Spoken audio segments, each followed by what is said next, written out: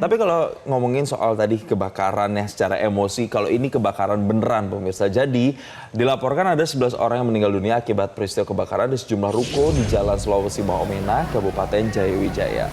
Kita lihat begini kondisinya, kebakaran menghanguskan 4 buah ruko yang menjual pakaian serta perlengkapan rumah tangga.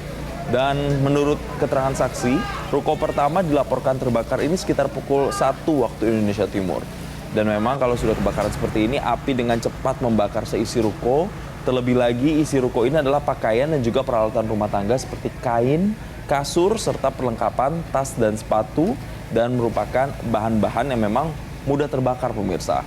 Rata-rata korban kehabisan oksigen dan tidak bisa menyelamatkan diri akibat pintu atau jendela yang juga tertutup rapat.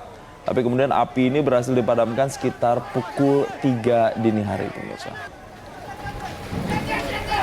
Awas saya teriak. Pelan.